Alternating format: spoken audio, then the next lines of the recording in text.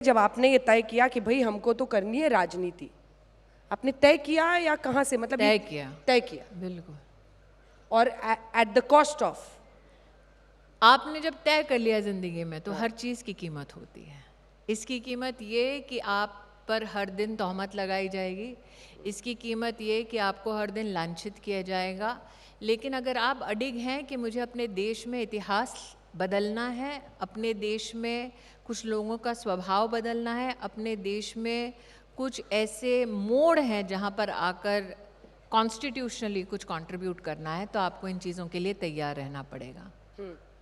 आप अगर खुद को अबला नारी के रूप में प्रस्तुत करती हैं तो आप दूसरी औरतों को या समाज को कैसे सहारा दे पाएंगी। तो मैं बहुत स्पष्ट थी पहले दिन से कि मुझे स्पष्ट रूप से ज़मीन से लेकर अपनी राजनीति की शुरुआत करनी है। मैं बहुत ही क्लियर थी अपनी मंशा में कि मैं तुलसी वीरानी का पात्र करती हूँ, इसलिए मुझे आसान सी कोई डगर मिल जाएगी।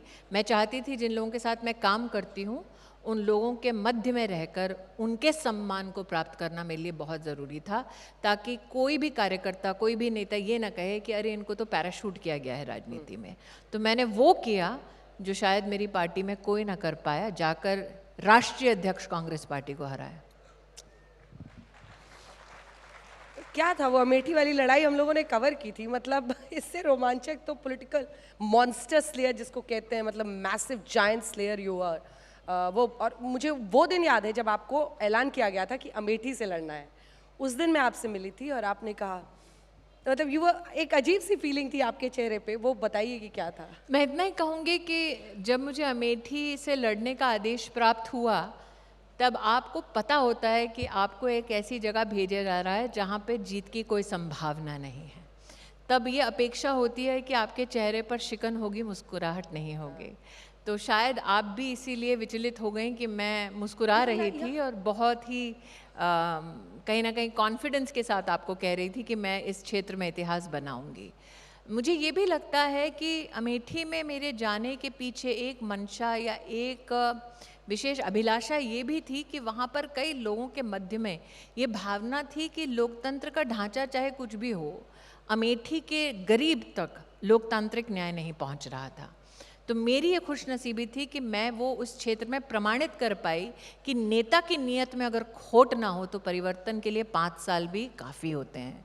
तो इसीलिए जब मैं 19 में वहाँ से सांसद बनी, 1 लाख से ज़्यादा गरीब परिवारों के घर बनवाए, 3.5 लाख से ज़्यादा किसानों को प्रधानमंत्री की योजना से जुड़वाया, पहला अमेठी का 200 बेड का अस्पताल बनवाया, अमेठी का पहला मेडिकल कॉलेज बनवाया, अमेठी की पहली पुलिस लाइन बनवाई, फायर स्टेशंस को वहाँ पर स्थापित करवाया, पुलिस स्टेशंस को वहाँ पर और भी विकसित करवाया।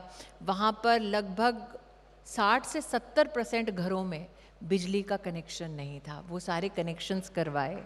मतलब पहला सीटी स्कैन की मशीन लगाने से लेकर पहला डायलिसिस का सेंटर, पहला पासपोर्ट केंद्र। मैं चाहती थी कि जनता के बीच में इस बात को प्रमाणित करूं, 5 साल काफ़ी होता है। एशिया का सबसे बड़ा कोका कोला का प्लांट वहाँ लगा और AK 302 की फैक्ट्री भी वहाँ लगी। तो मेरे दृष्टि से कि 5 साल पर्याप्त होता, उसका प्रमाण मैंने अमेठी में दिया। जबकि 3 ताल के आपके जो विशेषज्ञ हैं उन्होंने कहा कुछ ज़्यादा ही काम कर लिया। यही मैं पूछने वाली थी, आपने अपना घर भी वहाँ बना लिया कि अब यहाँ रहना है तो अपने ही घर में मैं सांसद के तौर पर रहूँ, लेकिन फिर अमेठी ने हरा दिया। वो लोकतंत्र का सबसे बड़ा स्वभाव का प्रतीक है। मुझे इस बात की खुशी है कि लोगों ने ये चिंता की कि तुमने इतना काम किया और हार गई। लोग अगर ये लांछन लगाते कि भाई तूने कुछ नहीं किया इसलिए हरा दिया, तो मुझे ज़्यादा दुख होता। तो आज मैं उस दुख के दायरे में नहीं हूँ। आज मुझे सुख की अनुभूति है कि आज 1 लाख परिवार ऐसे अमेठी में जिनके सर के ऊपर छत मात्र इसलिए क्योंकि मैं उनकी सांसद थी। आज अमेठी का गरीब डायलिसिस के लिए लखनऊ नहीं जाता और हज़ारों रुपए नहीं फूकता क्योंकि मैं उनकी सांसद थी। आज 200 बेड का अस्पताल है महिला के लिए विशेष अमेठी में क्योंकि मैं उनकी सांसद थी। और अमेठी के इतिहास में पहली बार अमेठी हाईवे से जुड़ा क्योंकि मैं उनकी सांसद थी। और 800 जगह पर पहली बार सड़क पक्की बनी क्योंकि मैं उनकी सांसद थी। अच्छा, यहाँ पे बैठे कितने लोगों के मन में ये बात आ रही है कि स्मृति जी तो वैसी एकदम नहीं है जैसी, मतलब नहीं, टीवी मैं पे बहुत वैसी ही हूँ। आक्रामक दिखती हैं। मैं तो बहुत बिल्कुल वैसी हूँ। आप तो लोगों की मीठा गलत फहमियाँ दूर मत कीजिए। তো মিষ্টি মিষ্টি বলছে একদম মিঠা। আমি খুব ভালো করে বলতে পারি মিষ্টি কথা, কিন্তু पॉलिटिक्स में लेकिन बात अग्रेसिव छिड़ जाएगी तो दूर तलक जाएगी। चलते हैं ना दूर, चलते हैं नहीं दूर। अंजना जी, आप देखिए, आप इतनी प्रसन्नचित्त होकर यहाँ बैठी हैं तो मैं आपके चेहरे पर शिकन क्यों लाऊं? वैसे ही महिलाओं को इतने जीवन में संघर्षों का सामना करना पड़ता है, कम से कम एक औरत के मुस्कुराहट का कारण तो मैं बनूं। वापस पॉलिटिक्स से टीवी पे मुझे लोगों के घरों में फिर पहुंचना है वैसे, और जबरदस्त कमबैक आपने किया, मतलब लोग हैरान रह गए उसकी रेटिंग्स और नंबर्स देखकर। बिल गेट्स को लेती है। हाँ, अब तो इसके बारे में बताइए कि ये डिसीजन क्यों था? कई लोग ये बोलने लगे कि भाई अब मंत्री नहीं है तो अब ये सोच रही हैं कि वापस टीवी में काम करते हैं। देखिए, देश की राजनीति में भिन्न पॉलिटिकल परिवारों के साथ साथ भिन्न प्रोफेशंस के लोग भी हैं। तो अगर लोगों का ये मानना है कि राजनीति एक पेशा है तो ये सबसे बड़ी गलतफहमी है। राजनीति सेवा का, राष्ट्रनीति का माध्यम बन सकता है। अगर पेशा बन जाए तो सबसे बड़ा नुकसान जनता को होगा। मुझे इस बात की खुशी है कि एज अ प्रोफेशनल मैं 2 क्षेत्रों में शिखर पर पहुंच पाई हूँ, टेलीविज़न में और राजनीति में। एज अ प्रोफेशनल एडमिनिस्ट्रेटर एक शिखर मैंने प्राप्त किया है। अगर मैं राजनीति को पेशा बना लेती तो कहीं ना कहीं अपने संस्कारों के साथ धोखा कर देती, अपनी ही विचारधारा के साथ धोखा कर देती। मैं बहुत स्पष्ट रूप से जीवन जीती हूँ कि मेरा प्रोफेशन जो है वो मीडिया से है संबंधित, और मेरी जो राष्ट्र के प्रति सेवा है उसका माध्यम मेरे देश की राजनीति है। और इसीलिए आपने वापसी का फैसला लिया कि मैंने कभी भी राजनीति में तुलसी का स्वरूप धारण करके डायलॉग नहीं बोला, और कभी भी तुलसी के सेट पे राजनीतिक कोई भी चर्चा नहीं की। पर जेएनयू वगैरह के मुद्दे पर जब आप बोलती थी संसद में तो उसमें अटल बिहारी वाजपेयी जी को याद करती थी, कोई फिल्म का डायलॉग नहीं।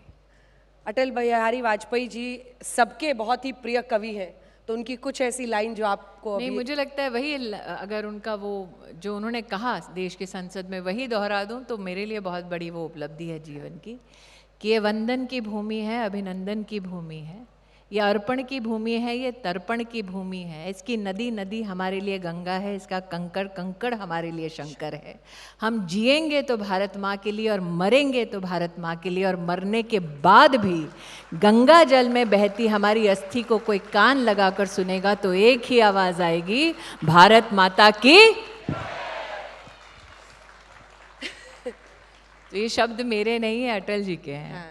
और आज भी रोंगटे खड़े कर देते हैं, क्योंकि यही शब्द मार्ग प्रशस्त करते हैं कि आप चाहे देश की राजनीति में हो या ना हो, आप साधारण नागरिक ही क्यों ना हो, जब तक आपके मन में ये भावना है कि कंकड़ कंकड़ शंकर है, इस देश की माटी पूजनीय है और भारत माँ का जयकारा है, तब तक ये देश धन्य है।